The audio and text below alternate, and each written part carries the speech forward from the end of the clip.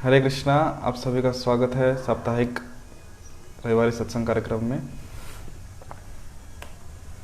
हरे कृष्णा कृष्णा कृष्णा हरे हरे, हरे राम राम राम हरे हरे। हरे कृष्णा कृष्णा कृष्णा हरे हरे, हरे राम राम राम हरे हरे। हरे कृष्णा कृष्णा कृष्णा हरे हरे, हरे राम राम राम हरे हरे। हरे कृष्णा कृष्णा कृष्णा हरे हरे, हरे राम राम राम हरे हरे। हरे कृष्णा कृष्णा कृष्णा हरे हरे, हरे राम राम राम हरे हरे। हरे कृष्णा कृष्णा कृष्णा हरे हरे, हरे राम राम राम हरे हरे। हरे कृष्णा कृष्णा कृष्णा हरे हरे, हरे राम राम राम हरे हरे। हरे कृष्णा कृष्णा कृष्णा हरे हरे, हरे राम राम राम हरे हरे। हरे कृष्णा कृष्णा कृष्णा हरे हरे, हरे राम राम राम हरे हरे। हरे कृष्णा कृष्णा कृष्णा हरे हरे, हरे राम राम राम हरे हरे। जय राधा माधव कुंज बिहारी, जय राधा माधव कुंज बिहारी। जय गोपी जन वल्लभ, जय गिरिवरधारी, जय गिरिवरधारी।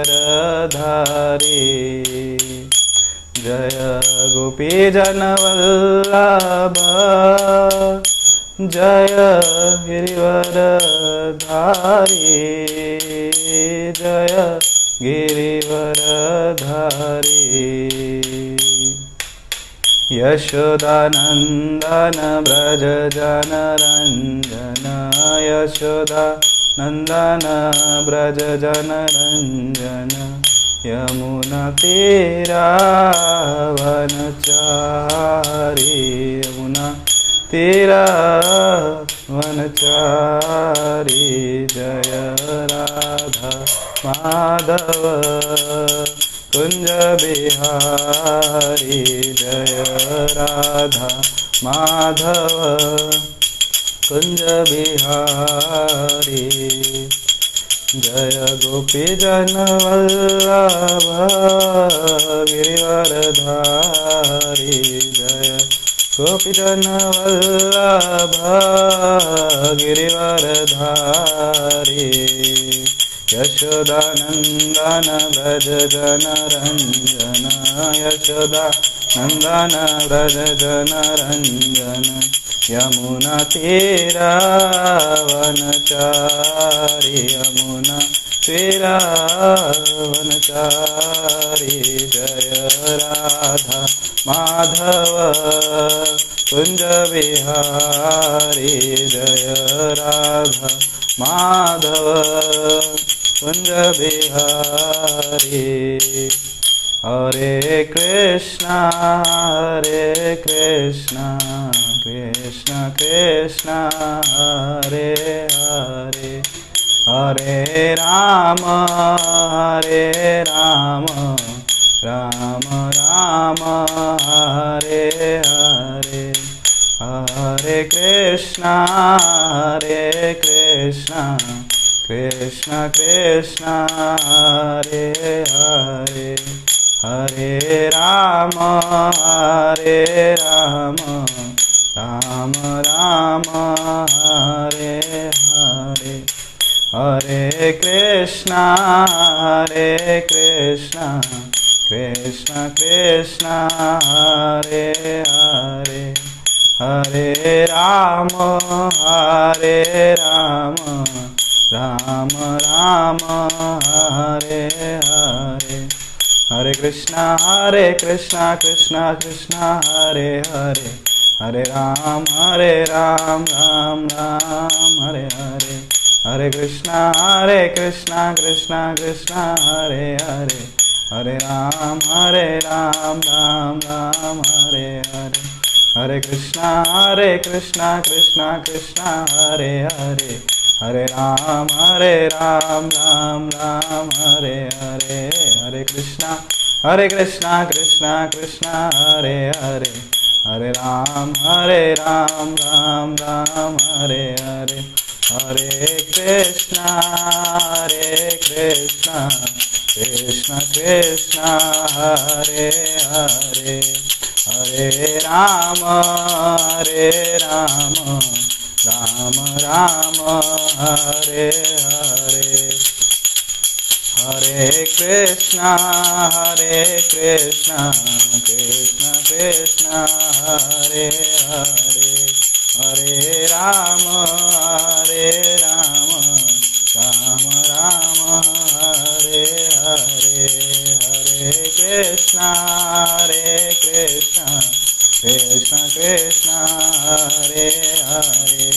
हरे राम राम हरे हरे, हरे कृष्णा कृष्णा हरे हरे, हरे राम राम हरे हरे, हरे कृष्णा कृष्णा हरे हरे, हरे राम राम हरे हरे, हरे कृष्णा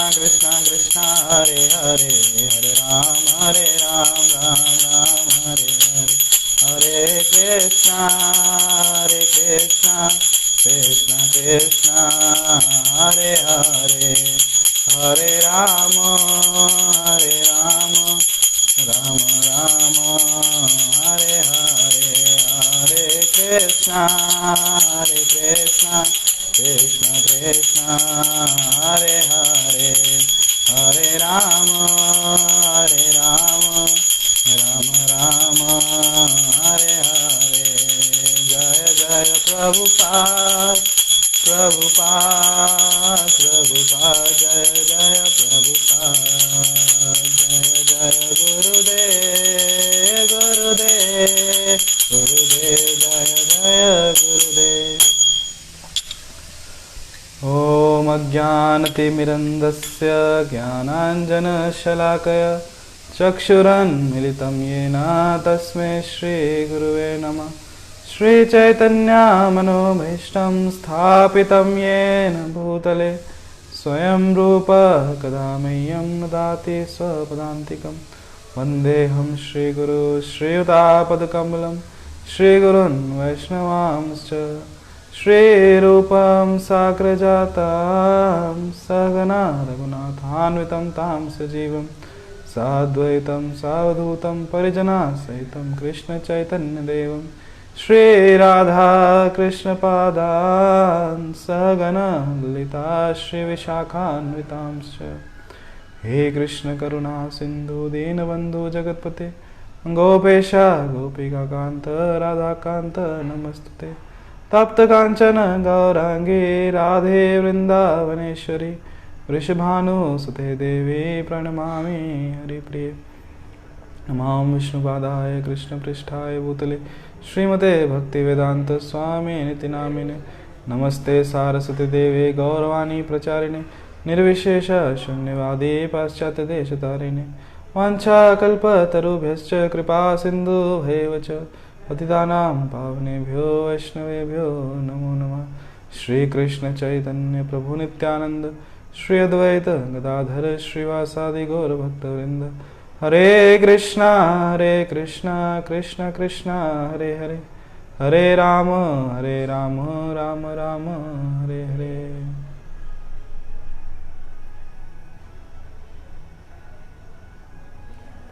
हरे कृष्णा, आप सभी का स्वागत है रविवारी सत्संग कार्यक्रम में। तो आज हम श्रीमद् भागवतम के पहले स्कंद के दूसरे अध्याय के 10वें श्लोक पर चर्चा करेंगे। 10वां 11वां 12वां तीनों एक सीरीज में है, उस पर चर्चा करेंगे। तो यहाँ पे जो श्लोक है, कामस्य न इंद्रिय प्रीतिर लाभो जीवेत यावरा जीवस्य तत्व जिज्ञासा नार्थो यश्चेह कर्म भी। तो यहाँ पे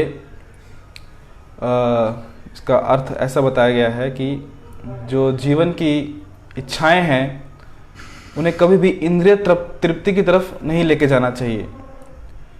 व्यक्ति को सिर्फ एक स्वस्थ जीवन जीने की इच्छा करनी चाहिए और उतना ही इच्छा करनी चाहिए जितना उसके ज़रूरी है। और जो मनुष्य है, क्योंकि वो किस लिए बना है, जिज्ञासा, ब्रह्म जिज्ञासा के लिए बना है, कि सत्य की जिज्ञासा करने के लिए, और उसको उससे हटकर कुछ भी अपने जीवन का ध्येय नहीं बनाना चाहिए। तो जो आज का आधुनिक मानव है वो सिर्फ केवल इंद्रिय तृप्ति के पीछे भाग रहा है, और जितनी भी नई नई चीज़ों का आविष्कार हुआ है, नई नई चीज़ों का जो वो ढूंढ रहे हैं, हर आविष्कार का अंतिम उद्देश्य क्या होता है कि किस तरह मैं मेरी इंद्रिय तृप्ति और बेहतर तरीके से कर सकूं। उदाहरणार्थ, व्यक्ति चलता था और चलते चलते उसे, जब हमने जो पढ़ा है कि थक जाता था, काफ़ी दूर यात्रा नहीं कर पाता था, तो उसने बाईसाइकिल बनाया ताकि उसको चलने से थोड़ा आराम मिल जाए। फिर उसके बाद उसने स्कूटर बनाया, मोटरसाइकिल बनाया, ताकि अभी पैडल मारने की भी आवश्यकता ना पड़े। और उसके बाद कार बनाई, 4 व्हीलर, ताकि अभी वो आराम से अच्छे से बैठ के जा सके। और उसमें फिर एसी की व्यवस्था की, ताकि अभी वो आराम से बारिश से बचते हुए, गर्मी से बचते हुए आराम से जा सके, कि खुद की सुख सुविधाओं को बढ़ा रहे हैं। जितने भी आधुनिक समाज का जो व्यक्ति है, पूरा का पूरा उद्देश्य किसके ऊपर है? इंद्रिय तृप्ति। भोजन के दृष्टि से देख लो, सोने की दृष्टि से देख लो, तो उसमें जो जो नए नए आविष्कार भी होते हैं वो सिर्फ इसलिए कि जो हमारी जो इंद्रियां हैं उनको किस तरह से मैं और संतुष्ट कर सकूं और कैसे अच्छे से अच्छा भोग कर सकूं। तो रूप गोस्वामी, श्रीपाद रूप गोस्वामी समझाते हैं कि हाँ, इंद्रियां हैं तो इंद्रियों की कुछ आवश्यकता रहेंगी और उन्हें पूरा करना चाहिए, परंतु जीवन का उद्देश्य केवल इंद्रियों की तृप्ति नहीं होनी चाहिए। जैसे कि उदाहरण आता है कि जिस प्रकार एक बीमार व्यक्ति है, बीमार व्यक्ति यदि इंद्रिय तृप्ति की अभिलाषा करे, इंद्रिय तृप्ति की चेष्टा करे, तो उसकी मृत्यु भी हो सकती है। जैसे कि मान लो किसी को डायबिटीज़ है या उसको शुगर की बीमारी है, और ऐसी शुगर की बीमारी में यदि वो चाहे कि मैं कुछ मीठा खाऊं, मैं रसगुल्ले, गुलाब जामुन, संदेश, जलेबी, ऐसे कुछ मिठाई खाऊं, तो ये जो उसकी इंद्रिय तृप्ति है ये उसकी जान ले सकती है और व्यक्ति मर भी सकता है।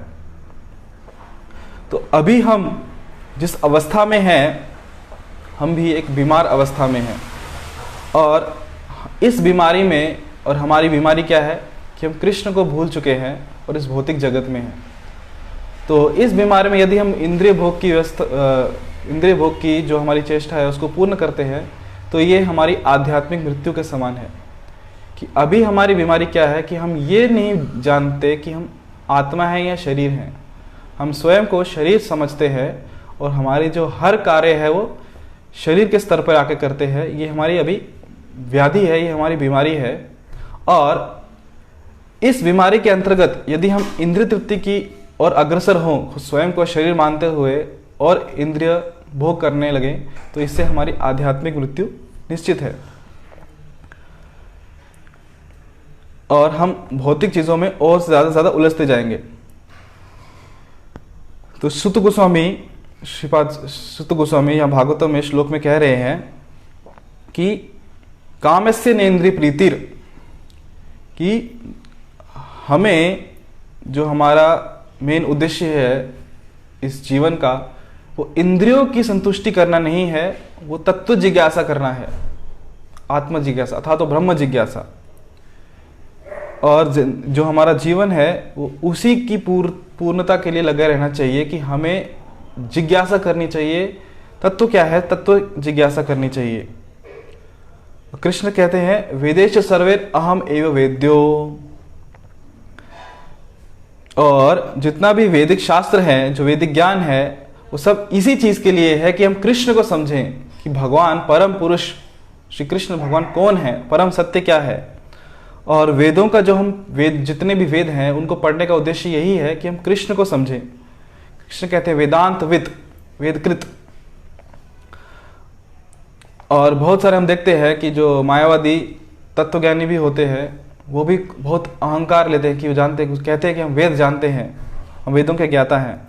और वेदांती बहुत सारे हुए, जैसे कि हम देखते हैं समाज में रामानुजाचार्य हुए, मध्वाचार्य हुए, निम्बार्काचार्य हुए, सब वेदांती थे।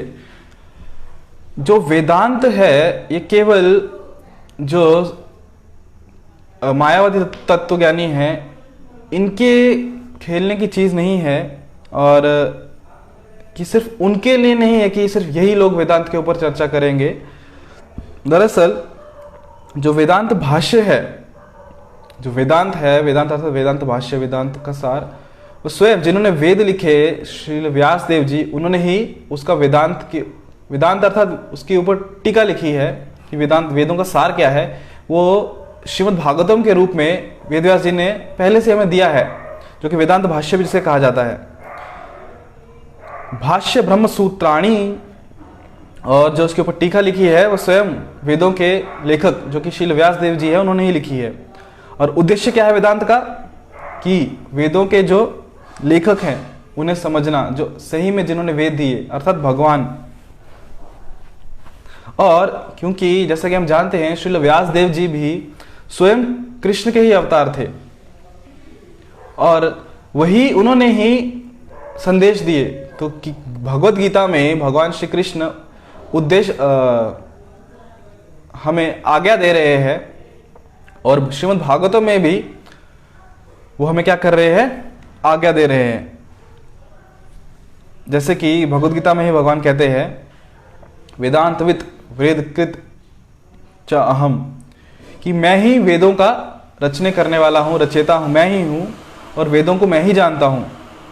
और वही भगवान श्री कृष्ण व्यास देव जी के माध्यम से हमें वो ज्ञान दे रहे हैं भगवत गीता और श्रीमद् भागवतम के रूप में। और यहां कहा गया है इस श्लोक में जीवस्य तत्व जिज्ञासा, जो वेदांत सूत्र है वो ऐसे ही शुरू होते हैं, अथा तो ब्रह्म जिज्ञासा, कि अभी क्योंकि आपने मनुष्य जीवन धारण किया है, मनुष्य देह लिया है, तो भी आपका सबसे पहला कर्तव्य यह है कि आप जिज्ञासा कीजिए कि ब्रह्म कौन है, मैं कौन हूं। नार्थो यश्चेह कर्म भी, जैसा कि श्लोक में कहा गया है कि हम देखते हैं समाज में जब भी कुछ धार्मिक या कुछ भी आध्यात्मिक बात होती है तो बहुत सारे लोग कर्म कांड से बहुत आकर्षित रहते हैं, वो यज्ञ करना चाहते हैं, बड़े बड़े यज्ञ करते हैं। और आजकल तो इसका बहुत प्रचलन हो चुका है कि यज्ञ करना है, परंतु सही में वेदों का उद्देश्य क्या है, तत्व जिज्ञासा, कि जिज्ञासा करना। नार्थो यश्चेह कर्म भी, और जितने भी यज्ञ हैं जो उसकी हमें जो कर्तव्य दिए गए हैं कि हमको यज्ञ करने चाहिए, वो इस कलयुग के लिए नहीं है। हाँ, पुराने युगों में, पहले सत्य युग, द्वापर युग, त्रेता युग, वहां पे यज्ञ किए जाते थे, परंतु कलयुग में यज्ञ करना संभव नहीं है, क्योंकि यज्ञ करने के लिए याज्ञिक ब्राह्मण की आवश्यकता है, जो कि कलयुग में बहुत ही दुर्लभ या फिर ना के बराबर हो चुके हैं। और ये याज्ञिक ब्राह्मण इतने सक्षम हुआ करते थे कि यज्ञ करने के लिए माचिस की तीलियां नहीं ढूंढते थे, ना ही लाइटर ढूंढते थे कि कैसे आग जलाएं। मंत्रों की शक्तियों से यहाँ पे यज्ञ कुंड में अग्नि का प्रज्वलन किया जाता था, अग्निदेव को बुलाया जाता था और वहां पे अग्नि प्रकट होती थी। और दूसरा उनका परीक्षा क्या है कि ये ब्राह्मण सही में सक्षम है यज्ञ करने के लिए, कि यज्ञों में जब पशुओं की आहुति होती थी तो पशु को उसकी मृत्यु के उपरांत वापस से उसके प्राण दिए जाते थे और उसकी उन्नति होती थी। तो पशु, जैसे कि हम जानते हैं अश्वमेध यज्ञ, गौमेध यज्ञ, ये यज्ञ पशु हत्या के लिए नहीं थे, गौ हत्या या अश्व हत्या के लिए नहीं थे। ये जब यज्ञ में उनको अर्पण करते थे तो वापस उनको पुनर्जीवित करते थे और उनकी उन्नति होती थी। आज के समय में ऐसा नहीं है। जैसे कि आज भी जो वैज्ञानिक हैं, जो मेडिसिन की प्रैक्टिस करते हैं, कुछ भी नया उनको कुछ अनुभव करना हो, कुछ भी नई दवाई का कुछ उसका आविष्कार करना हो या फिर कुछ पर्टिकुलर कंडीशंस चेक करनी हो, तो वो पशुओं पे करते हैं। चूहे हो गए, बंदर हो गए, उन पे प्रयोग करते हैं, परंतु उन पशुओं की हत्या कर देते हैं, उन्हें जीवित नहीं कर सकते। परंतु यहाँ पे हम देखते हैं ये जो याज्ञिक ब्राह्मण थे वो पशुओं को जीवित करते थे, वो पुनः जीवन दान देते थे। परंतु आज के जो वैज्ञानिक हैं वो ऐसा नहीं कर सकते, उन्हें जीवित नहीं कर सकते। तो क्योंकि कलयुग में याज्ञिक ब्राह्मण उपलब्ध नहीं है, इसलिए कलयुग में यज्ञ की मना किया गया है। अश्वमेधम गौलभम पल पैतृकम देवरेण स्तोत संन्यास पल पैतृकम। कलयुग में 5 चीजें निषेध की गई हैं, जैसे कि अश्वमेध यज्ञ मना है कलयुग में करना, गौमेध यज्ञ मना है करना, कलयुग में पितरों को मांस अर्पण करना मना है पिंडदान के रूप में, देवर अर्थात पति के भाई से पुत्र उत्पन्न करना मना है, और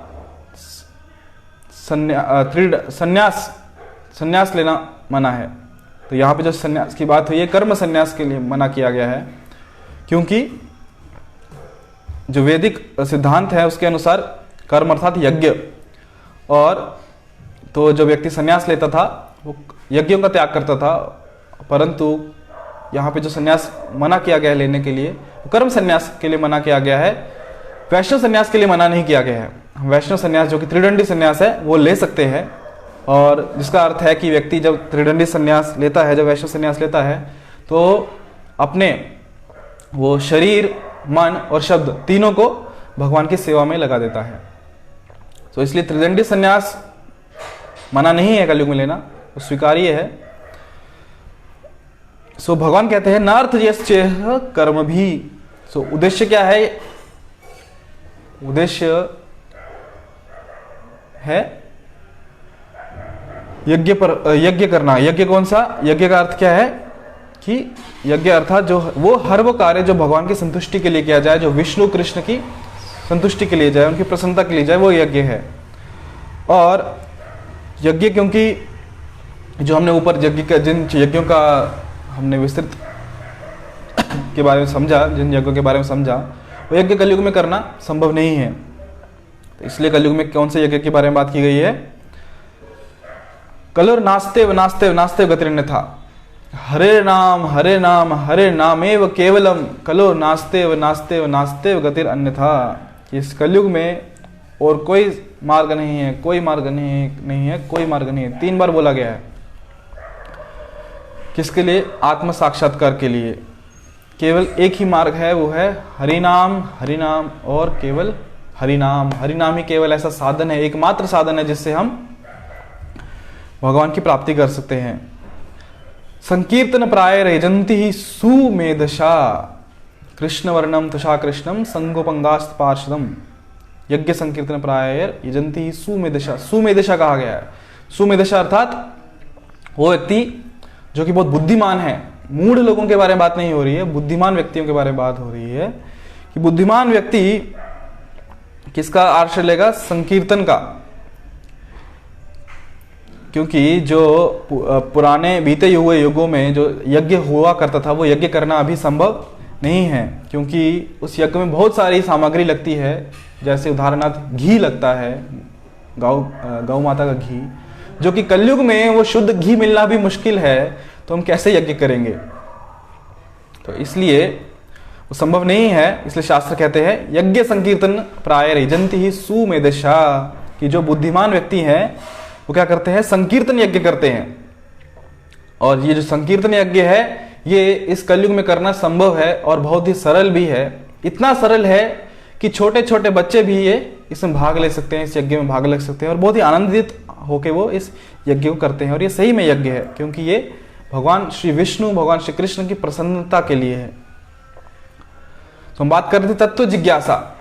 ये जो संकीर्तन यज्ञ है, जो तत्व जिज्ञासा का अर्थ क्या है कि हमें श्रवण करना है। किससे? श्रीमद् भागवतम हो गया, भगवत गीता हो गया, तो उससे हमारा जीवन क्या हो जाएगा? परफेक्ट हो जाएगा। तो जीवस्य तत्व जिज्ञासा नार्थयश्चेह कर्म भी, और कोई कर्म नहीं करना। तो जो जितने भी कर्म कांड, जो रीति रिवाज हैं कर्म कांडों के, तो वो करने की आवश्यकता नहीं है। केवल हमें क्या करना है? हमें यज्ञ करना है। कौन सा यज्ञ? संकीर्तन यज्ञ, और हमारा जो जीवन है वो धन्य हो जाएगा। और जब तक हम इस तत्व जिज्ञासा अर्थात तो ब्रह्म जिज्ञासा, ये जो जिज्ञासा है, इसका आश्रय नहीं लेंगे, तब तक हम इस जो भौतिक जंजीरें हैं जिन्होंने हमें पकड़ के रखा है, उससे बाहर नहीं निकल सकते। तो हमें इसका आश्रय लेना पड़ेगा, हमें जिज्ञासा करनी पड़ेगी। कौन सी जिज्ञासा? पहले तो कि मैं कौन हूं, भगवान कौन है, ये जिज्ञासा करना बहुत ही आवश्यक है। और यहां पे श्रीमद् भागवतम हमें सीधा सीधा बताते हैं, क्या बताते हैं? कि तत्वविद क्या है, वो परम सत्य कौन है। तो यहां पे उसका वर्णन किया गया है। वदन्ति तत्त्वविदं विदस्तत्त्वम्। तत्वविद, तत्वविद अर्थात जो उस सत्य को, उस परम सत्य को जानता है, उसे तत्वविद कहा गया है। और हम उस परम सत्य को बिना तत्वविद के आश्रय लिए बिना नहीं जान सकते, क्योंकि जिसने उन परम सत्य को जाना है वही हमें उस परम सत्य का बोध करा सकते हैं, वही हमें उस परम सत्य का ज्ञान करा सकते हैं। और भगवान कहते हैं वेदेश्च सर्वेर अहम एव वेद्यो, कि जो वेद हैं, यदि कोई कृष्ण को समझे तो वो कौन है? तत्वविद। जिसने कृष्ण को समझ लिया वो व्यक्ति तत्वविद है, उसने तत्व को जाना है, नहीं तो नहीं। तो जैसे यहां समझाया गया है कि वदन्तिस तत्त्वविदस् तत्त्वम यज् ज्ञानम अद्वयम। जो तत्व ज्ञान है वो अलग अलग नहीं है, पर उसे देखने का नजरिया अलग अलग है, उसके अलग अलग एंगल हम बोल सकते हैं, दृष्टिकोण अलग अलग है। जैसे ब्रह्मेति परमात्मेति भगवानेति इति शब्दते, कि अलग अलग क्षमता के अनुसार जो जीव है वो अलग अलग तरीके से भगवान के दर्शन करता है। जैसे कि यदि कोई अंधेरे में हो तो उसे कहा जाए कि आप, उसे प्रकाश देखना, तो उसे क्या कहा जाता है कि आप प्रकाश में आ जाओ। तमसोमा ज्योतिर्गम्य, अज्ञान से, अंधकार से प्रकाश की तरफ। सो यहां पे उदाहरण जो दिया गया है कि जैसे मान लीजिए कोई हमारा मित्र अंधकार में है और हम उसे कहते हैं कि प्रकाश में आ जाओ, तो प्रकाश में आने के लिए क्या करना होगा? उसे केवल जो बाहर जहां प्रकाश है, सूरज का प्रकाश है, उसे बाहर आना है और वो प्रकाशित हो जाएगा। सो ब्रह्मेति परमात्मेति भगवानेति शब्दते। तो तत्व ज्ञान, जो भगवान को तत्वता समझने का प्रयास कर रहे हैं, केवल अपनी मानसिक संकल्पना हेतु अपने प्रयास से समझने का प्रयास कर रहे हैं, सो ऐसे जो लोग हैं वो कभी भगवान को नहीं समझ पाते, क्योंकि वो अपने प्रयास से भगवान को समझने का प्रयास कर रहे हैं, अपने ज्ञान के आधार पर भगवान को समझने का प्रयास कर रहे हैं। दो पंथ होते हैं, जैसे कि आरोह पंथ और अवरोह पंथ। आरोह मीन्स नीचे से ऊपर और अवरोह मीन्स ऊपर से नीचे। तो हमारा जो मार्ग है वो अवरोह पंथ है, मीन्स ऊपर से नीचे। और जो मायावादी, जो तार्किक होते हैं, उनका क्या है? आरोह, नीचे से ऊपर जाने का प्रयास करते हैं और खुद के बौद्धिक क्षमता के अनुसार वो ये प्रयास करते हैं और नीचे से ऊपर खुद के प्रयास से भगवान को हासिल करने का प्रयास करते हैं। परंतु हमारा जो प्रयास है वो क्या है? हम ऊपर से नीचे अर्थात भगवान से, गुरु परंपरा में हम भगवान को समझने का प्रयास करते हैं। जैसे कृष्ण ने क्या कहा है? मत्ता परतरम नान्यत किंचित अस्ति धनंजय, कि हे धनंजय, हे कृष्ण, मुझसे परे कुछ भी नहीं है। और हम उसे स्वीकार कर लेते हैं, क्योंकि हम ज्ञान ऊपर से स्वीकार कर रहे हैं। जो गुरु परंपरा में ज्ञान आता है वो स्वीकार करते हैं। कृष्ण स्वयं बोल रहे हैं कि मुझसे अन्य कुछ भी नहीं है, हम स्वीकार कर लेते हैं, क्यों? कृष्ण ने कहा है। हम ढूंढने नहीं जाते कि क्या ये सही है जो कृष्ण ने कहा है, हम उसके ऊपर रिसर्च नहीं करते, क्योंकि हम डायरेक्ट कृष्ण से सुन रहे हैं और हमारा काम हो गया। क्योंकि यहाँ स्वयं भगवान बोल रहे हैं कि मेरे अलावा और कुछ भी नहीं है, ये स्वाभाविक है।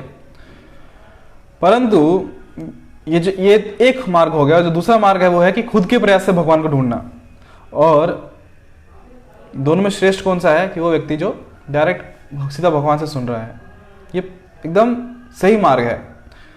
भगवान बोलते हैं एवं परंपरा प्राप्तम इमं राज ऋषयो विदु। कृष्ण बोलते हैं गीता में कि ये सही मार्ग है कि हम जब भगवान से सीधा सुनते हैं। जैसे कि भगवान ने, श्री कृष्ण भगवान ने जो ज्ञान है, तत्व ज्ञान किसको दिया? ब्रह्मा जी को दिया। और ब्रह्मा जी ने ये वही ज्ञान आगे नारद जी को दिया, और नारद जी ने यही ज्ञान श्रील व्यासदेव जी को दिया। और मध्वाचार्य जी ने यह ज्ञान व्यासदेव जी से लिया, और उसके उपरांत वही ज्ञान मध्वाचार्य जी ने किसे दिया? माधवेंद्रपुरी जी को दिया। माधवेंद्रपुरी जी से ज्ञान ईश्वरपुरी जी के पास आया, और ईश्वरपुरी से ये ज्ञान चैतन्य महाप्रभु के पास आया। वही चैतन्य महाप्रभु है जो स्वयं भगवान का अवतार है कलयुग में। और चैतन्य महाप्रभु से ज्ञान षड गोस्वामियों के पास गया। तो ऐसे करते करते ज्ञान श्रील प्रभुपाद जी के पास आया, और श्रील प्रभुपाद जी के माध्यम से आज हम सबको ये ज्ञान मिल रहा है। तो हम देखते हैं कि ये जो ज्ञान है कैसे परंपरा में आया है। एवं परंपरा प्राप्तम, तो यही मार्ग, ये जो ज्ञान है ये सही ज्ञान है, परफेक्ट ज्ञान है, क्योंकि परंपरा में हमें मिला है। तो जो भी इस ज्ञान को परंपरा में समझने का प्रयास कर रहे हैं वो सही में इस ज्ञान का लाभ उठा रहे हैं, वो इस ज्ञान को सही में समझ पा रहे हैं। और जो अपनी इंद्रियों के द्वारा, अपनी बुद्धि के द्वारा इस ज्ञान को समझने का प्रयास करते हैं वो इसमें परिपूर्ण नहीं हो पाते। कारण ये है कि हम जिन इंद्रियों से भगवान को समझने का प्रयास कर रहे हैं वो इंद्रियां ही अपूर्ण हैं। तो अपूर्ण इंद्रियों से हम उस पूर्ण भगवान को कैसे समझ सकते हैं? जैसे कि उदाहरणार्थ कि हमारी जो नेत्र हैं, जो हमारे चक्षु हैं, वो अपूर्ण हैं। जब तक प्रकाश है तब तक हम वस्तुओं को देख पाते हैं। जैसे ही प्रकाश गायब हो जाए, जैसे ही प्रकाश चला जाए, अंधेरा हो जाए, हम कुछ देख नहीं पाते। हमें वो क्षमताएं नहीं रहती कुछ देखने के लिए। दिन में क्योंकि सूरज का प्रकाश है, सूर्य प्रकाश है, तो हम चीजें देख सकते हैं, देखते भी हैं।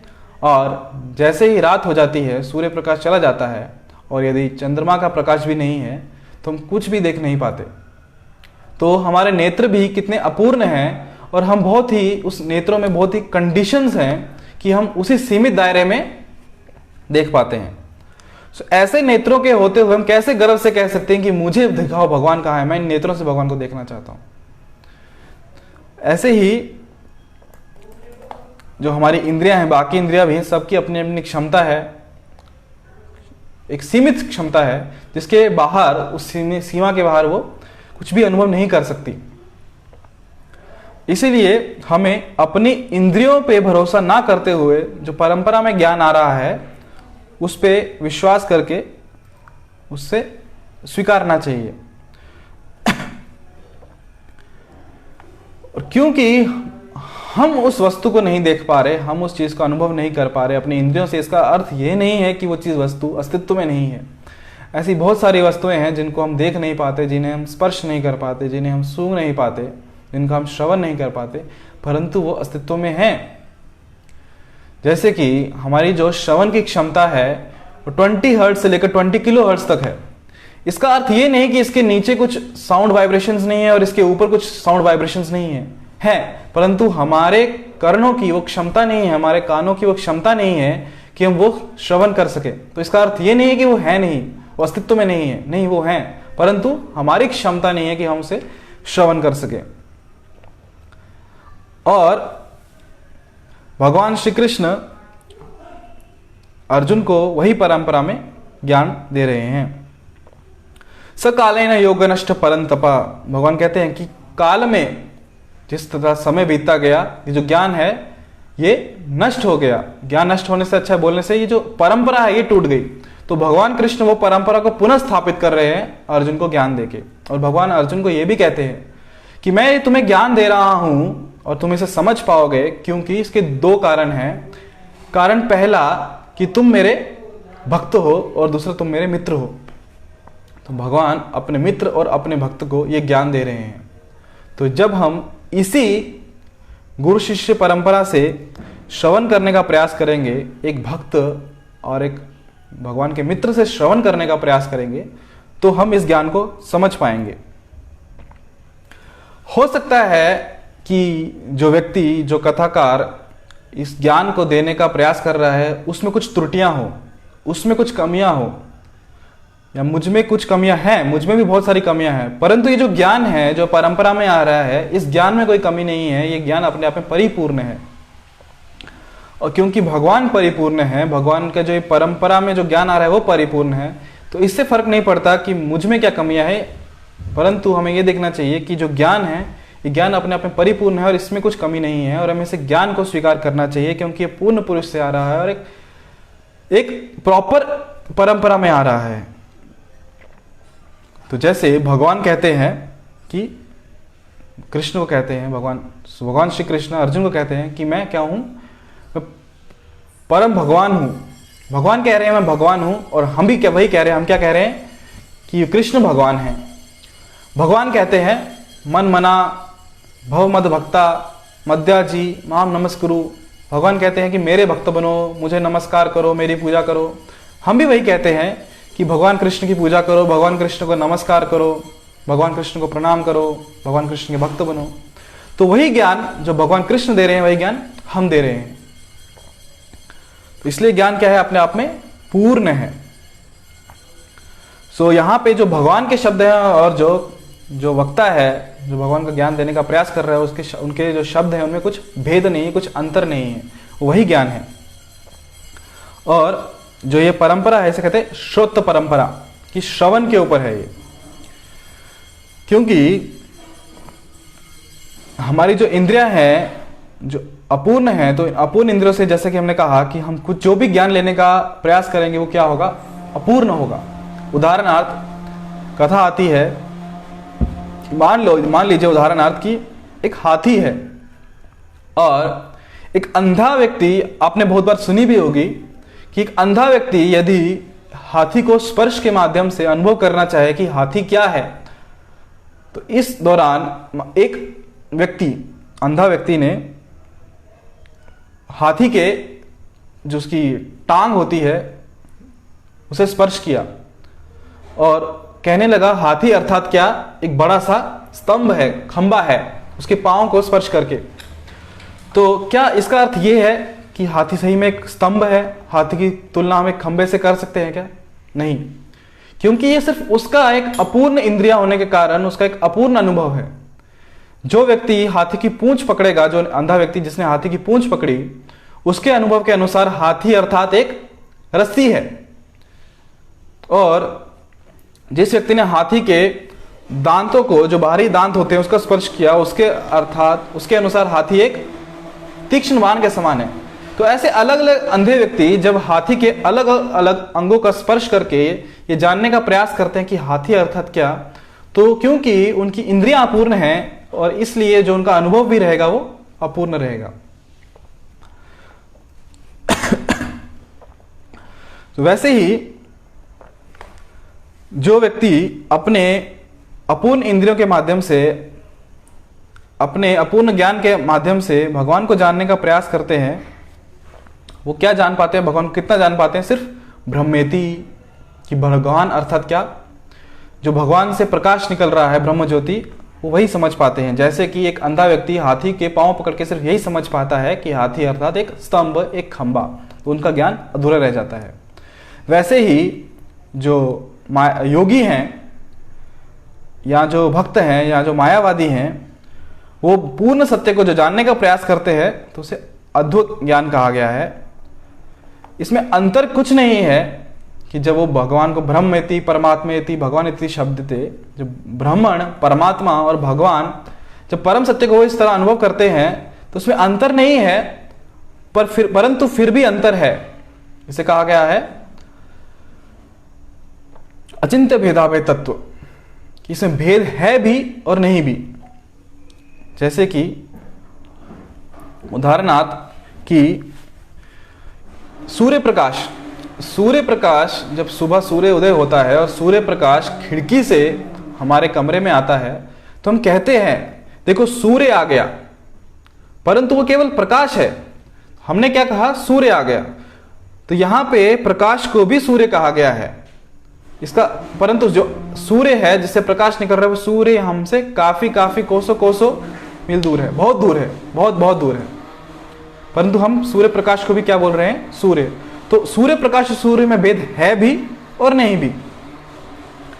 वैसे ही जो भगवान को क्या कहा गया है? सच्चिदानंद विग्रह, ईश्वर परम कृष्ण सच्चिदानंद विग्रह। जो कृष्ण है उन्हें सच्चिदानंद विग्रह कहा गया है। तो जो निराकार जो ब्रह्मण है, जो भगवान का ब्रह्म तेज है, वो भगवान की सत अंश को दर्शाता है कि सत्य है, शाश्वत है वो। और परमात्मा चित्त अंश को दर्शाता है कि चेतन, चेतन अर्थात ज्ञान में है, जो जिसका अनुभव योगी करते हैं हृदय में परमात्मा को। और तीसरा जो भगवान है वो भगवान के आनंद अंश को दर्शाता है, कृष्ण। आनंदमयो भ्यासात, जो कृष्ण है वो आनंद के स्रोत हैं, आनंद के सागर हैं।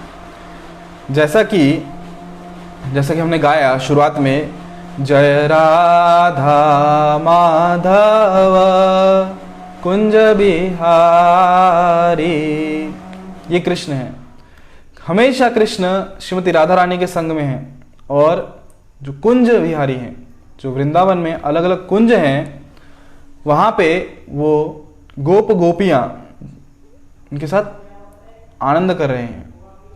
जय गोपी जन वल्लभ, गोपी जन वल्लभ, जितने भी गोपियां हैं भगवान वृंदावन में, जितने भी गोपगण हैं, उनके साथ भगवान वहां के कुंजों में, वहां के उद्यानों में, वहां के वनों में आनंद करते हैं, वहां विहार करते हैं। गोपी जन वल्लभ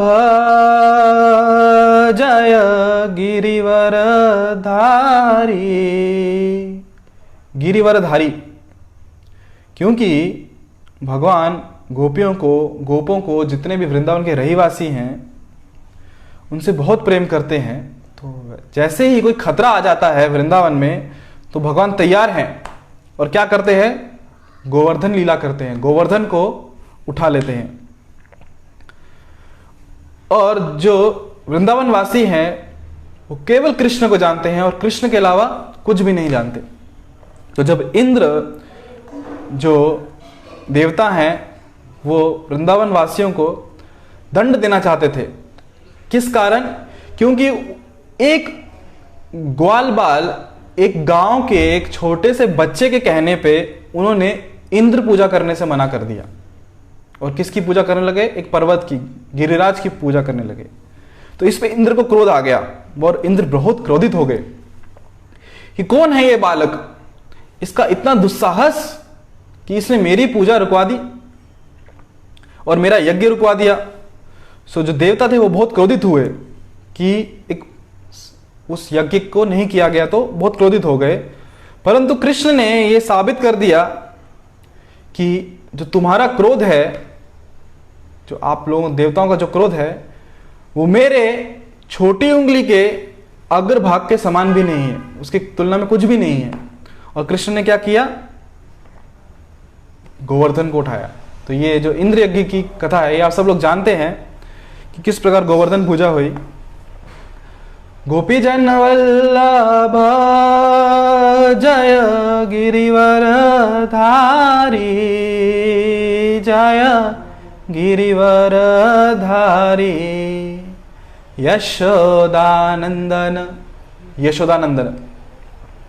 तो भगवान को जब हम यशोदानंदन कहते हैं तो भगवान को बहुत आनंद आता है, बहुत प्रसन्न होते हैं भगवान जब हम भगवान को ऐसे उनका संबोधन करते हैं, परम ब्रह्म परम धामम। तो जैसे अर्जुन ने भी कहा था ना भगवान से, परम ब्रह्म परम धाम पवित्रम परमम भगवान शाश्वतम पुरुषमाद्यम। तो ये वेदों की स्तुति है, वेद भगवान की स्तुति करते हैं। परंतु कृष्ण को तब आनंद आता है उससे ज्यादा जब हम उन्हें यशोदानंदन, नंदनंदन, राधा माधव ऐसे कह के पुकारते हैं। उन्हें बहुत आनंद आता है और वो बहुत जल्दी आदान प्रदान करते हैं। उन्हें पसंद है ये ऐसा, क्योंकि भगवान जो है पूर्ण पुरुषोत्तम भगवान है, हर कोई उन्हें पूजा करता है और वो बहुत श्रेष्ठ भी है उनकी पूजा करना, परंतु कोई उन्हें डांटता नहीं है। और भगवान चाहते हैं कि कोई उन्हें डांटे भी। तो जब भगवान चाहते हैं कि कोई उन्हें डांटे, तो ये क्षमता भगवान ने किसे दी है? यशोदा माई को दी है। तो जो भगवान की इच्छा होती है कि कोई, क्योंकि भगवान परेशान हो जाते हैं कि जो आता है मेरी तारीफ करता है, जो आता है मेरी स्तुति करता है, तो तारीफ सुन सुन के, अपनी स्तुति सुन सुन के भगवान भी थोड़े परेशान रहते हैं। हर कोई तारीफ करता है, तो कोई डांटने वाला भी चाहिए कि जो मुझे डांटे। अब भगवान को कौन डांटेगा? तो यशोदा माई है, वो बोलती मैं हूं ना डांटने के लिए, मैं डांटती हूँ। तो ये भक्त हैं कि जो भगवान को डांटने के लिए भी तैयार है, परंतु किस लिए? भगवान के आनंद के लिए, क्योंकि भगवान चाहते हैं कि कोई उन्हें डांटे भी। जैसे वैकुंठ में हम देखते हैं, वैकुंठ में सब बहुत ही प्रेम से भगवान की सेवा करते हैं, वहां पे सेवा भाव प्रधान है। तो भगवान से युद्ध कौन करेगा? कोई सोच भी नहीं सकता कि मुझे भगवान से, विष्णु से युद्ध करना है। तो भगवान क्या करते हैं? जय विजय को बोलते हैं और जय विजय उनसे युद्ध करते हैं। वो भगवान उस युद्ध का आस्वादन करना चाहते हैं, और फिर रावण बन के, शिशुपाल, हिरण्यकश्यप, हिरण्याक्ष बन के भगवान से युद्ध करते हैं और भगवान को उस वीर रस का आनंद देते हैं। फिर भगवान श्री रामचंद्र आते हैं उस वीर रस का अनुभव करने के लिए, उसका आस्वादन करने के लिए, और फिर रावण को मारते हैं। वरना किसकी हिम्मत है कि भगवान श्री रामचंद्र जी से युद्ध करे? रावण ने युद्ध किया। क्यों? भगवान की इच्छा थी, उन्हें वीर रस का आस्वादन करना था कि कोई मुझे भी युद्ध करना है। इसलिए तो भगवान ने क्या किया? जय विजय को भेजा। और जब रावण और जितने भी जैसे कि जय विजय हैं, अलग अलग रूपों में आए भगवान से युद्ध करने के लिए, तब भी भक्त हैं, क्या कर रहे हैं? भगवान को आनंद प्रदान कर रहे हैं युद्ध करने का, कि हाँ आप युद्ध करना चाहते हो, मैं तैयार हूं, मैं आपसे युद्ध करूंगा। ये भगवान इसमें आनंद लेते हैं। हम बात कर रहे थे तत्व ज्ञान, कृष्ण ज्ञान के बारे में। तो ये तत्व ज्ञान है, ये सत्य है। तो उस व्यक्तियों को, समाज में हम सबको समय निकालना चाहिए इस तत्व को जानने के लिए कि तत्व ज्ञान क्या है, जीवन का उद्देश्य क्या है। परंतु जिन्होंने प्रगति नहीं की है इस आध्यात्म मार्ग में, वो लोग केवल निराकार ब्रह्म तक ही स्वयं को सीमित कर लेते हैं, और जो लोग उससे अधिक प्रगति करते हैं वो परमात्मा रूप तक पहुंच पाते हैं। जो कि जैसे कि योगी लोग जो अपने हृदय में परमात्मा को देखते हैं, और वो वही ज्ञान है, वो वही सत्य है, भगवान ही है, परंतु उनकी अलग अलग श्रेणियां हैं। परंतु ये जो सही में पूर्ण आनंद का अनुभव करना चाहते हैं, वो क्या करते हैं? भगवान तक जाने का प्रयास करते हैं। जैसे कि जो हमने देखा कि जो निरावादी हैं, निर्विशेषवादी, जो कि निराकारी हैं, वो केवल ब्रह्म ज्योति तक पहुंच पाते हैं। जो योगी हैं वो परमात्मा तक पहुंच पाते हैं, और जो भक्त है वो आनंद तक पहुंच पाते हैं, और भगवान को एकदम आमने सामने, जैसे हम फेस टू फेस बोलते हैं ना, आमने सामने उनको दर्शन कर पाते हैं और उनकी सेवा कर पाते हैं और उनसे बातचीत कर पाते हैं, और उनके साथ संबंध स्थापित कर पाते हैं। जैसे मित्र का संबंध हो गया, पुत्र का संबंध हो गया, पिता का संबंध हो गया, प्रेमी का संबंध हो गया। ये अलग अलग संबंध एक भक्त स्थापित कर पाता है भगवान से। योगी और जो निराकारवादी है वो लोग केवल ब्रह्म ज्योति और परमात्मा तक ही सीमित रह जाते हैं। इसलिए कहा गया है कि जो परम सत्य है वो एक ही है, चाहे आप उन्हें निराकार बोलो, आप उन्हें परमात्मा बोलो जो हृदय में स्थित हैं, या फिर आप उन्हें भगवान बोलो। ईश्वर सर्वभूतानां हृदयेषु अर्जुन तिष्ठति। परंतु यदि हम सही में इसका लाभ उठाना चाहते हैं और भगवान का परम अनुभव करना चाहते हैं, उनका एसोसिएशन लेना चाहते हैं, उनका संग लेना चाहते हैं, तो हमें क्या करना होगा? तो हमें भक्त बनना होगा और परंपरा में भगवान का जो तत्व ज्ञान है उसे समझना होगा। ब्रह्मेति परमात्मेति भगवान इति शब्दते। आगे कहा गया है वदंति तत्व विदस्तत्वम यद ज्ञानम अद्वयम। ये बहुत ही महत्वपूर्ण है। जो तत्वदर्शी है वो जानता है कि इसमें भेद नहीं है। जो हम बात करें ना ब्रह्मेति अर्थात जो ब्रह्म ज्योति है या परमात्मा है जो भगवान है, इनमें भेद नहीं है, परंतु फिर भी भेद है। वो इस प्रकार है कि जैसे कि सूर्य का, जैसे हमने उदाहरण लिया था सूर्य प्रकाश का, कि जब खिड़की से सूर्य प्रकाश हमारे कमरे में आता है तो तभी वो वही सूर्य है, परंतु भेद है। ये सूर्य का प्रकाश है और ये प्रकाश कहाँ से आ रहा है? ये सूर्य का जो गोला है, जो सूर्य प्लैनेट है, सन प्लैनेट है, तो वो जो सूर्य से आ रहा है। और जो सूर्य का जो गोला है वहां पे जो उसके अधिष्ठाता, जो हम कह सकते हैं जो उसके राजा हैं, जो उसके जहां व्यक्ति है जो ये सब देख रहे हैं, वो कौन है? सूर्यदेव विवस्वान, वहां कोई व्यक्ति है। सो तीनों एक ही हैं, प्रकाश हैं, परंतु फिर भी तीनों में भेद है। एक व्यक्ति है, एक सूर्य का गोला है और एक सन सूर्य का प्रकाश है। तो वैसे ही एक व्यक्ति कृष्ण है, एक परमात्मा है और एक ब्रह्म ज्योति है जो प्रकाश भगवान से निकल रहा है। तो हम देखते हैं कि कृष्ण कितने शक्तिशाली हैं, कितने समर्थ हैं कि वो हमें ब्रह्म ज्योति प्रदान कर रहे हैं। जैसे हम देखते हैं कि इस ब्रह्मांड में भी सूर्य और चंद्र से पूरा ब्रह्मांड प्रकाशित होता है। तो वैसे ही भगवान अपने प्रकाश से सब कुछ, ब्रह्म ज्योति के माध्यम से सब कुछ प्रकाशमय कर रहे हैं। ब्रह्मेति परमात्मेति भगवानेति शब्दते। अभी ये जो परम सत्य है हम इसे कैसे जाने? तो कहा गया है तच्छ्रद्धान मुनयो ज्ञान वैराग्य युक्तया पश्यन्ति आत्मनि च आत्मानं भक्त्यश्रुत गृहीतया। बहुत ही महत्वपूर्ण शब्द है, ध्यान दें कि यदि हम उस तत्व, उस पूर्ण सत्य को जानना चाहते हैं तो कैसे जाना जा सकता है और किसके द्वारा?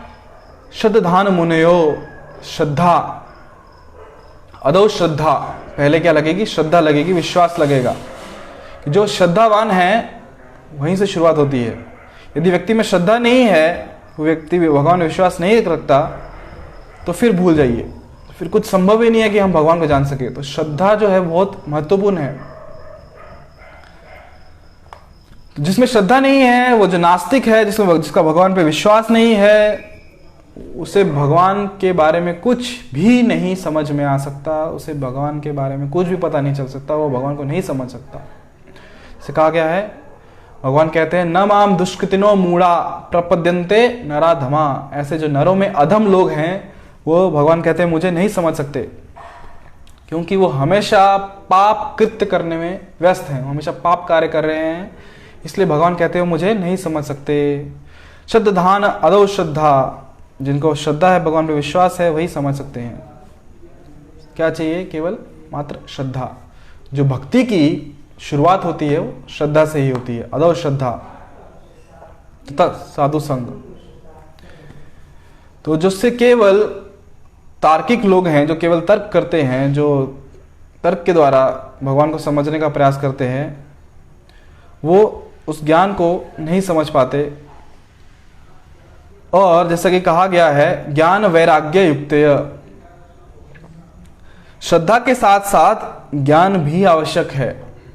जब हम भगवान को समझने का प्रयास करते हैं, जब हम पूर्ण सत्य को जानने का प्रयास करते हैं, तो पहली चीज बोली है श्रद्धा, और श्रद्धा के साथ साथ ज्ञान भी चाहिए। और उस ज्ञान का फल क्या होता है? वैराग्य, कि वैराग्य व्यक्ति में आता है। क्योंकि बिना वैराग्य के इस भौतिक जो ये संसार है, इसे बिना वैराग्य के व्यक्ति आगे नहीं बढ़ सकता। व्यक्ति भगवान की जो आध्यात्मिक मार्ग है उसमें आगे नहीं बढ़ सकता। तो वैराग्य और ज्ञान ये दोनों बहुत ही आवश्यक हैं। ज्ञान वैराग्य युक्त, ये एक ही मार्ग के दो महत्वपूर्ण, आप कह सकते हो जैसे दो महत्वपूर्ण पहलू हैं। जैसे कि हम इतिहास में देखा है, हमारे देश के इतिहास में, हमारे राष्ट्र के इतिहास में, कि बहुत बहुत संत हुए हैं, ऋषि हुए हैं, मुनि हुए हैं, जो कि क्या करते थे, वनों में जाते थे।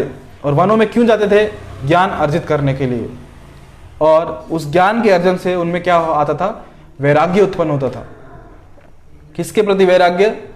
जो जितने भी भौतिक जो वस्तुएं हैं, जो भौतिक संसार है, जो भौतिक इंद्रिय तृप्ति है, उसके प्रति वैराग्य उत्पन्न होता था। परंतु हम देखते हैं कि अभी के समय में वनों में जाके ज्ञान अर्जित करना और वैराग्य उत्पन्न करना ये प्रैक्टिकली संभव नहीं है, क्योंकि हम इस समय शहरों में पले बड़े हैं, जैसे कि औरंगाबाद शहर हो गया और जितने भी बड़े बड़े शहर हैं। हम सब शहरी जिंदगी जी है। हमारे लिए शहर की जिंदगी, ऐशो आराम छोड़ के वनों में जाना, ये उतना देखा जाए तो संभव नहीं है। सो कहाँ हम लोग जंगलों में जाएंगे, कहाँ वनों में जाएंगे? तो क्या इसका अर्थ ये है कि हम ज्ञान का अर्जन करना बंद कर दें? क्या हम ज्ञान लेना बंद कर दें? नहीं। कलयुग में हमें चैतन्य महाप्रभु की कृपा से एक विशेष छूट दी गई है। वो छूट ये है कि हमें हिमालयों में, वनों में ज्ञान और वैराग्य पाने के लिए नहीं जाने की आवश्यकता। हम जहाँ कहीं भी हैं, जिस अवस्था में हैं, औरंगाबाद के शहरों में हैं या जिस भी विश्व के जिस भी बड़े बड़े शहरों में हैं, हम लोग हमारे जो दैनिक कार्य हैं, जो दैनिक कर्तव्य हैं, चाहे हम कोई व्यवसाय संभाल रहे हैं, चाहे हम कोई नौकरी कर रहे हैं, हम शिक्षण ग्रहण कर रहे हैं, शिक्षा दे रहे हैं, हम जो भी कर्तव्य कर रहे हैं, हम इंजीनियर हैं, डॉक्टर हैं, हम जो भी हैं, तो चैतन्य महाप्रभु क्या कहते हैं? स्थाने स्थित श्रुति गताम तनुवान मनोभिर ज्ञाने प्रयासम उदप पाश्य नमंत इव सन मुखरितम भवदीय वार्ताम। अर्थात ये भगवान की अब जिस भी स्थिति में है, उस स्थिति में जिस भी आपका जो सामाजिक स्तर है, वहां पे क्या करना है? आपको केवल आपके जो मन से, बुद्धि से और शरीर से आपको सिर्फ भगवान का जो चरित्र है उसका वर्णन करना है, उनकी जो लीलाएं हैं उनका वर्णन करना है, उनकी चर्चा करनी है और केवल उनका श्रवण करना है और उनकी कथा करनी है। और कैसे? ऐसे भगवान का जब चर्चा हम करेंगे, जब भगवान का हम विश्लेषण करेंगे, जब उनके चर्चा करेंगे भक्तों के संग में आके, तो उससे क्या होगा? हमारा शुद्धिकरण होगा और हम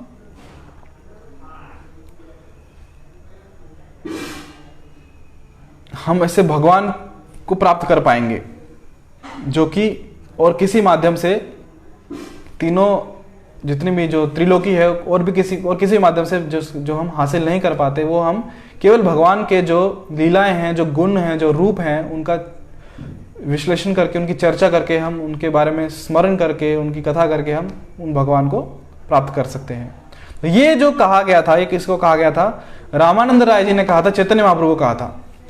और एक्चुअली स्टार्टिंग में ब्रह्मा जी ने कहा था और वही चीज रामानंद राय जी ने चैतन्य महाप्रभु को कही थी। और रामानंद राय जी भी ब्रह्मा जी ने जो कहा था उसको कोट करते हैं कि हाँ, और चैतन्य महाप्रभु से स्वीकारते हैं, हाँ यही जो प्रणाली है, यही जो है वो प्रक्रिया है।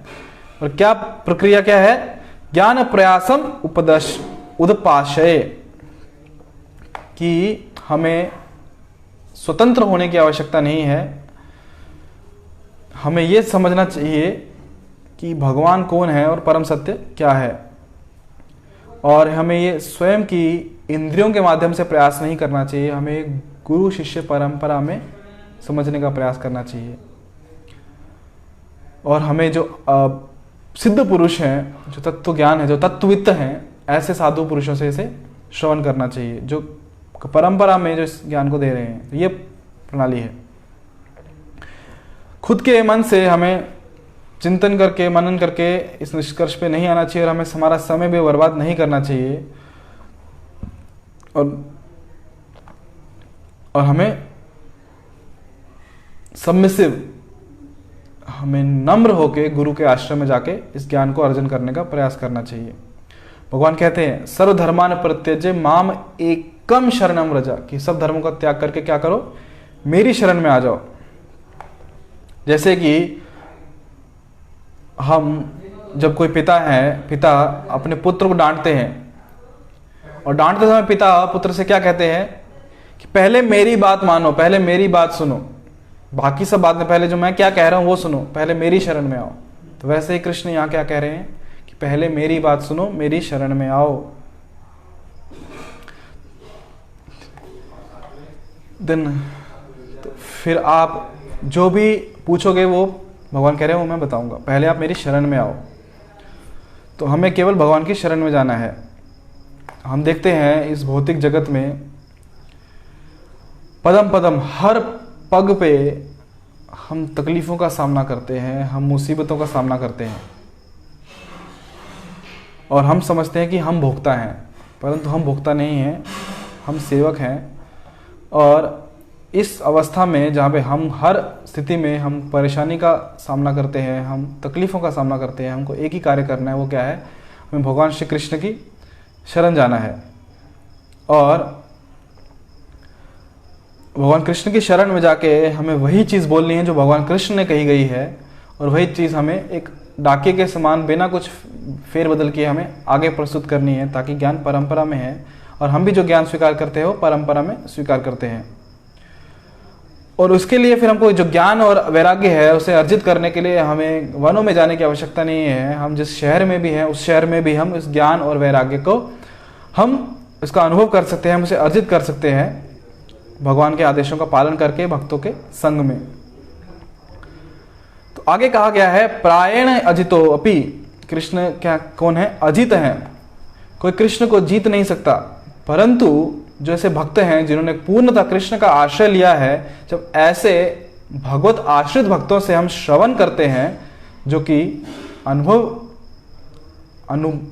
अनुभव से परिपूर्ण है, तो ऐसे भक्तों से श्रवण करके हम कृष्ण को प्राप्त कर सकते हैं, हम कृष्ण को जीत सकते हैं। वेदेषु दुर्लभम अदुर्लभम आत्मभक्तो, इसलिए कहा गया है तच्छ्रद्धानो मुनयो ज्ञान वैराग्य युक्तया पश्यन्ति आत्मनि चात्मानम। आत्मनि अर्थात जो हृदय में है।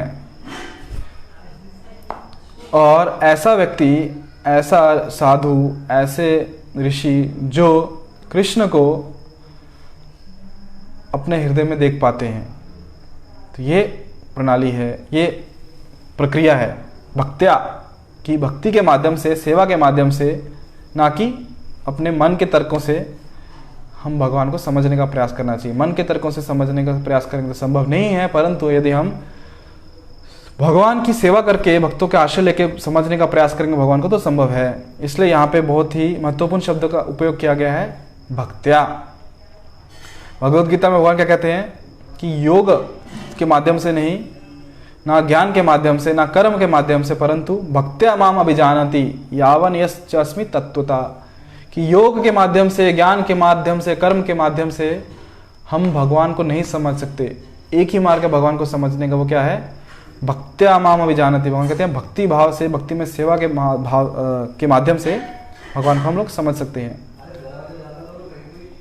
ये जो तत्वता है, तत्व ज्ञान कैसे समझ सकते हैं, भक्त्या। और किस प्रकार की भक्ति, केवल ऐसे नहीं कि हम केवल रोते रहेंगे, नहीं, केवल रोने से नहीं होगा। हाँ, जो रोना जो एक ये है, ये एक सिम्टम है, एक लक्षण है, परंतु केवल रोने से नहीं होगा। श्रुतगृहतया, श्रुतगृहतया अर्थात कि परम सत्य को जानने का प्रयास करना श्रवण के माध्यम से, कि जो भक्ति भाव से, सेवा के माध्यम से हमें उसको श्रवण के माध्यम से भगवान को समझने का प्रयास करना है, वो सही में भक्ति है। केवल जो हम रोने से केवल भक्ति, रोने केवल भगवान के सामने रोने को केवल भक्ति नहीं कहते, कि मैं बस केवल भगवान के सामने जाता हूं और रोने लगता हूं, नहीं नहीं नहीं, वो भक्ति नहीं है। हाँ, रुदन वहां पे होता है, चैतन्य महाप्रभु भी भगवान के विरह में रोते थे, परंतु वो अवस्था बहुत ही ऊंची है। उस अवस्था की हम अभी नकल नहीं कर सकते और वो संभव भी नहीं है, क्योंकि हम देखते हैं कि एक समय पे हमें लगता है कि हम भगवान के विरह में रो रहे हैं, परंतु अगले क्षण हम क्या कर रहे हैं, अगले क्षण हम किसी दूसरी वस्तु में संलग्न हो जाते हैं, हम इंद्र तृप्ति करने लगते हैं, हम किसी और वस्तु में अपने मन को लगा लेते हैं, हमारा मन किसी और वस्तु में लग जाता है और हम भगवान को भूल जाते हैं। तो हमारा जो रुदन था भगवान के लिए वो एक सही रुदन नहीं था। तो केवल रोने से नहीं होगा। भगवान चैतन्य महाप्रभु कहा करते थे, चक्षुषा प्रावृषायतम शून्यायतम जगत सर्वम गोविंद विरहन में, कि गोविंद के विरह में सब जगत शून्य लग रहा है। परंतु हमारी अभी वो अवस्था नहीं है, हमें जगत शून्य नहीं लगता। हम बहुत कुछ करना चाहते हैं इस भौतिक संसार में। तो हमें भक्त्या अर्थात हमें भक्तिमय सेवा करने की आवश्यकता है। एक गुरु, एक जो तत्वज्ञानी गुरु हैं, उनके आश्रय में रहते हुए, और उनके आश्रय में रहते हुए हमें क्या करना है, उनसे श्रवण करना है कृष्ण के बारे में। और ये दो चीजें साथ साथ चलनी चाहिए, अर्च विग्रह सेवा और भगवान का श्रवण। क्योंकि हम में से कोई भी पूर्ण नहीं है कि हम केवल अर्च विग्रह सेवा कर सके या फिर केवल श्रवण कर सके। तो हमें दोनों को साथ लेके चलना है। क्योंकि यदि हम भगवान का श्रवण नहीं करेंगे और केवल अर्च विग्रह सेवा करेंगे तो हमें वो भाव कहाँ से आएगा कि ये भगवान है। केवल घंटी बजाने से भी नहीं होगा। क्योंकि हम देखते हैं बहुत सारे मंदिर हैं जहाँ कोई नहीं जाता। क्यों? कहते हैं कि यहाँ पे सिर्फ लोग घंटियाँ बजाते हैं और कुछ नहीं करते। तो मंदिर में जाके यहाँ पे श्रवण करना भी आवश्यक है। गुरु से श्रवण करने से हमें जान पाएंगे कि भगवान कौन है, उनका ऐश्वर्य क्या है और हम भगवान को कैसे प्राप्त कर सकते हैं। तो भक्त्या शुद्ध गृहतया, कि भक्ति में सेवा करना भी बहुत आवश्यक है, जैसा कि शास्त्रों में बताया गया है। किस प्रकार गुरु के आश्रय में रह के भक्ति में सेवा करना। और नाम नमंत एव श्रुति वक मनो भी, सो ये तरीका है जीवन जीने का कि हमें भगवान की सेवा करनी है। भक्ति में सेवा कैसे? गुरु के आश्रय में उनसे श्रवण करते हुए। अथा तो ब्रह्म जिज्ञासा, हमने देखा तत्व जिज्ञासा करनी है, जीव से तत्व जिज्ञासा। यदि इस मार्ग से हम गुरु के आश्रम में आके, परंपरा में आके हम भगवान को समझने का प्रयास करेंगे, हम गुरु की सेवा करते हुए भगवान ने जो परंपरा में जो ज्ञान दिया है तो वो गुरु से श्रवण करके, आचार्य से श्रवण करके हम सेवा करेंगे। और इस माध्यम से यदि हम भगवान को जानने का प्रयास करेंगे तभी हम भगवान को सही मायने में समझ सकेंगे, तभी हम भगवत ज्ञान को समझ सकेंगे, और तभी हम भगवान की सही मायने में सेवा कर सकेंगे। हरे कृष्णा, बहुत बहुत धन्यवाद आपका। अभी हम थोड़ा सा कीर्तन करेंगे। नमो ओम विष्णुपादाय कृष्ण पृष्ठाय भूतले श्रीमते भक्ति वेदांत स्वामीति नामिने नमस्ते सारस्वती देवे गौरवाणी प्रचारिणे निर्विशेष शून्यवादी पाश्चात्य देशतारिणे श्री कृष्ण चैतन्य प्रभु नित्यानंद श्री अद्वैत गदाधर श्रीवासादि गौर भक्तवृंद। हरे कृष्णा कृष्णा कृष्णा हरे हरे, हरे राम राम राम हरे हरे, हरे कृष्णा कृष्णा कृष्णा हरे हरे, हरे राम राम राम हरे हरे, हरे कृष्णा कृष्णा कृष्णा हरे हरे, हरे राम राम राम हरे हरे, हरे कृष्णा कृष्णा कृष्णा हरे हरे, हरे राम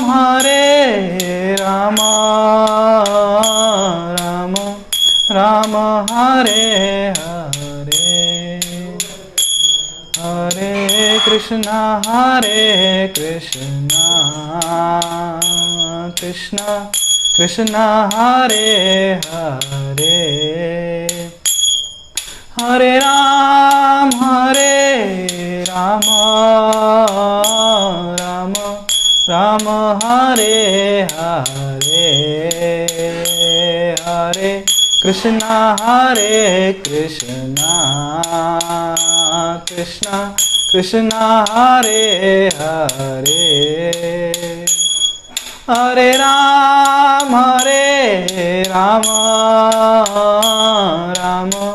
राम हरे हरे, हरे कृष्णा कृष्णा कृष्णा हरे हरे, हरे राम राम राम हरे हरे, हरे कृष्णा कृष्णा कृष्णा हरे हरे, हरे राम राम हरे हरे, हरे कृष्णा कृष्णा कृष्णा हरे हरे, हरे राम राम हरे हरे, हरे कृष्णा कृष्णा कृष्णा हरे हरे, हरे राम राम हरे हरे, हरे कृष्णा कृष्णा कृष्णा हरे हरे, हरे राम राम हरे हरे, हरे कृष्णा कृष्णा कृष्णा हरे हरे, हरे राम राम हरे हरे, हरे कृष्णा कृष्णा हरे हरे, हरे राम राम हरे हरे, हरे कृष्णा कृष्णा कृष्णा हरे हरे, हरे राम राम हरे हरे, हरे कृष्णा कृष्णा कृष्णा हरे हरे, हरे राम राम हरे हरे, हरे कृष्णा कृष्णा कृष्णा हरे हरे, हरे राम राम हरे हरे, हरे कृष्णा कृष्णा हरे हरे, हरे राम राम हरे हरे, हरे कृष्णा कृष्णा हरे हरे, हरे राम राम हरे हरे, हरे कृष्णा कृष्णा हरे हरे, हरे राम राम हरे हरे, हरे कृष्णा कृष्णा हरे हरे, हरे राम राम हरे हरे, हरे कृष्णा कृष्णा हरे हरे, हरे राम राम हरे हरे, हरे कृष्णा